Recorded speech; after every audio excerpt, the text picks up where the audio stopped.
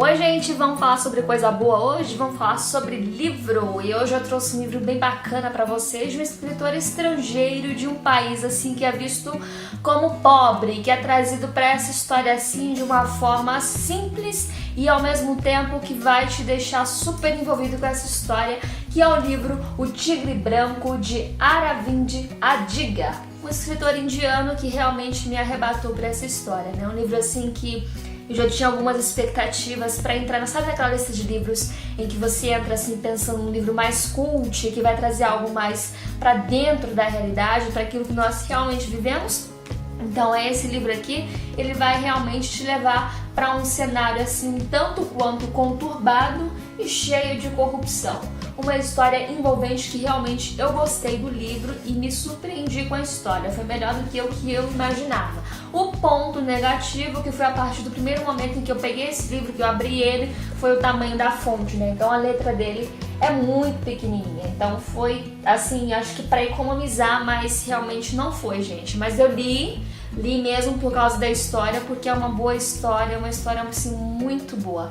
Primeiramente, o personagem dessa história aqui é o Balram, um indiano que vive na miséria, na pobreza, uma criança assim sem grandes expectativas na vida, sem grandes sonhos. Então desde novinho, desde criancinha, ele já é criado e acostumado a viver naquele mundo, né? Ele começa ali estudando, ele tanto é, né, assim, que essa história, assim, ela se aproxima tanto da realidade, traz tanto esse cenário de pobreza, que ele não tem nome quando criança. Então ele é simplesmente chamado de Muna, que quer dizer menino. Então a família dele nem registrou ele. E quem vai colocar o nome nele é um professor na escola, que vai avaliar ele, avalia outras crianças, né, para saber como está o nível de aprendizado delas. E o Balram, ele acaba se destacando dos demais alunos, porque ele consegue ler, consegue escrever e consegue interpretar os textos. E consegue também, né, se inteirar acerca da política, do que está acontecendo no país dele. E as outras crianças não. Então é daí que vem esse apelido, né? Daí que vem o título do livro, O Tigre Branco, porque o professor passa a chamar ele de O Tigre Branco, porque ele é o único de sua geração que se destaca, se diferencia dos demais, né? Ele explica, né, que o tigre branco é o único que nasce assim a cada geração, portanto ele é muito raro, né? É raro de nascer um tigre branco. Então ele traz ele nisso, né? Os outros garotos também são pobres como ele, mas o Balram também vai mostrar ali a história de vida dele desde o início, que é contada ali para o primeiro-ministro da China. Porque o Balram, ele já está adulto, né? Começa a história com ele adulto. Ele recebendo ali uma notícia de que o primeiro-ministro da China estaria em Bangalore, que é uma cidade da Índia, a cidade em que o Balram mora. E aí ele começa a endereçar como se fosse uma carta. Eu não lembro bem se é uma carta ou se é um e-mail que ele escreve, mas eu acho que é um e-mail bem detalhado de como foi a história de vida dele e de como ele conseguiu chegar ao status em que ele está, né? Porque ele começou como um menino muito pobre, que desde novinho foi tirado ali da escola para poder trabalhar, para ajudar no sustento da família, passou ali por vários empregos, trabalhou em casa de chá, mexendo com carvão, quebrando carvão, fazendo tudo isso. Então desde novinho ele teve uma vida muito sofrida, muito difícil. Tanto é que ele já criança, ele perde a mãe, logo depois perde o pai para uma tuberculose, né? Já que as condições dos hospitais são bem precárias, principalmente para quem é pobre, não tem condições de tratar da saúde. Então acaba acontecendo isso com o pai dele. E ele vê o próprio pai, ele e o irmão dele veem o pai dele morrer. Então é uma situação assim muito difícil. É uma história assim muito sofrida mesmo, gente. É muito sofrida. Assim, ele mostra dois retratos da Índia. Um que ele polariza ali, definindo a Índia como a Índia da escuridão, como os indianos veem a Índia, que é para os pobres, os miseráveis, e tem a Índia da luz, que são os ricos. Então tem esses dois polos, né? Os pobres e os ricos. Índia da escuridão e Índia da luz, né? Até o nome mesmo dá para você assimilar bem ao conceito que isso quer dizer, que isso quer definir.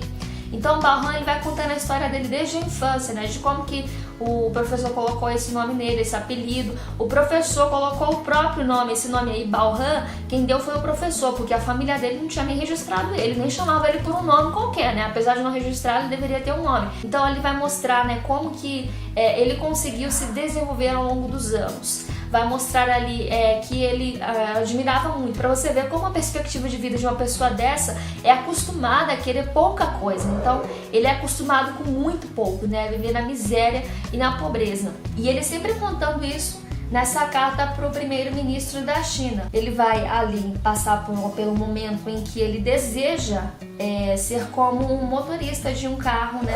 Ser apenas um motorista de um homem muito rico.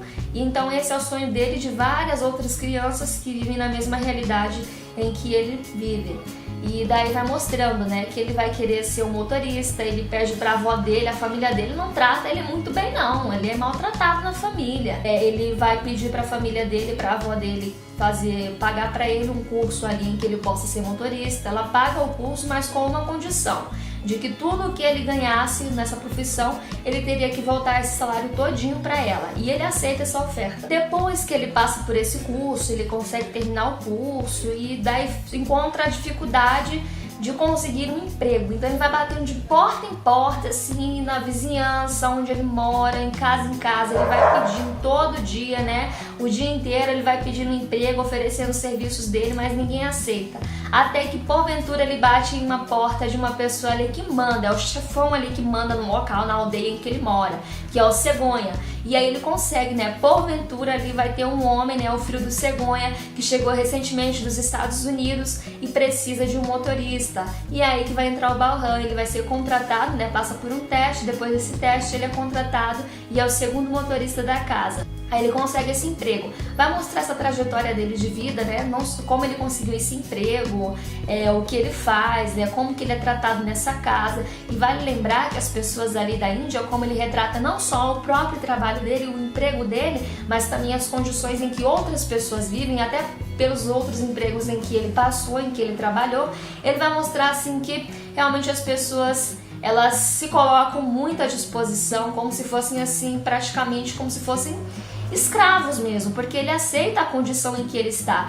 Tanto é que em uma parte do livro ele chega a definir e a comparar o ser humano, o indiano, como um homem que vive dentro de uma gaiola de galos. Por quê? Porque ali tem a gaiola de galos, em que são comercializados os galos, e em cima dessa gaiola os indianos eles matam os galos em cima da gaiola em que estão os galos vivos. Só que os galos, ele fala que os galos eles conseguem saber, eles sabem que serão os próximos a morrerem, só que eles não estão nem aí, eles aceitam aquela condição. Então realmente é isso, e o próprio Balhan, ele vai mostrar isso. Ele tanto aceita a condição em que ele está, sem grandes perspectivas de vida, sem grandes sonhos e sem muitas ambições na vida, que quando até o próprio patrão dele oferece um salário melhor para ele, oferece alguma coisa extra, como se fosse alguma bonificação, ele não aceita, porque ele diz que tá bom do jeito que ele tá, que isso, patrão, tá tudo muito bem, tá tudo muito bom por aqui, não precisa de nada, eu tô satisfeito com o que tenho.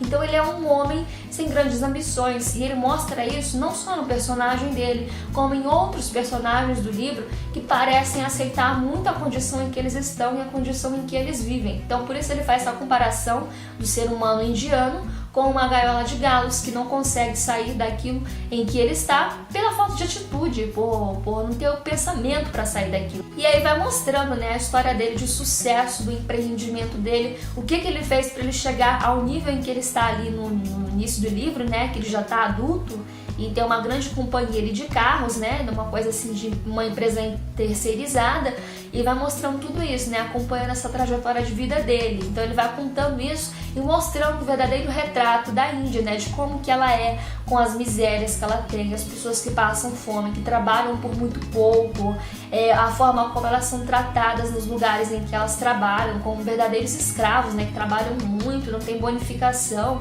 aceitam aquilo que eles recebem, não reivindicam, não fazem nada para mudar a situação em que eles estão.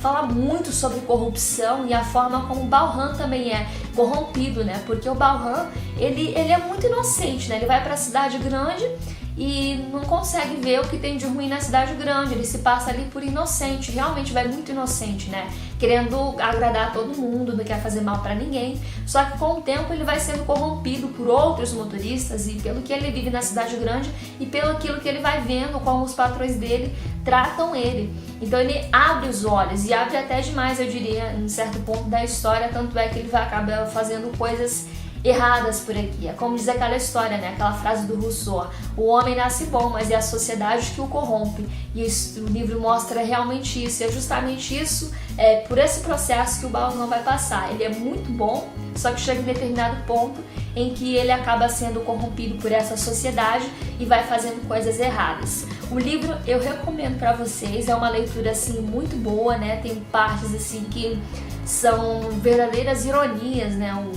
O autor acaba sendo sarcástico em alguns momentos, é uma verdadeira crítica social, né, de como é a Índia, vai trazendo tudo isso, gente. É um livro assim que vale super a pena você ter na sua lista, porque não é apenas assim puro entretenimento, é um livro que vai te agregar conhecimento, né, vai te trazer algo mais, vai te edificar como pessoa e trazer informações acerca de um país assim que você tem uma ideia e que na verdade por meio desse livro aqui vem sendo outra. Então vai desconstruir aquela coisa assim muito bonita que você pensa assim sobre casamento indiano, vai falar sobre as castas indianas, como que funciona, como que eles aceitam ou não aceitam as castas de algumas pessoas.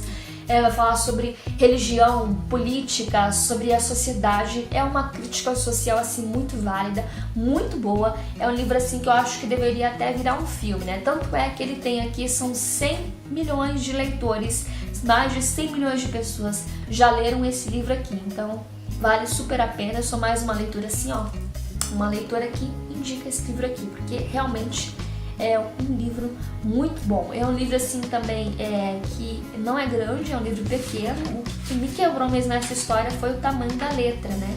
A fonte que é muito pequena. Ele tem 263 páginas por essa edição aqui, que é da editora Agir. Vale a pena você ter em casa, vale a pena você passar por essa leitura. E eu espero que você tenha gostado desse livro, da resenha. Se você gostou do vídeo, é só você clicar em gostei. Não esqueça de compartilhar esse vídeo aqui e não esqueça de se inscrever no canal, que é para você acompanhar os outros vídeos que eu vou gravar nas próximas semanas. Um beijo e até a próxima!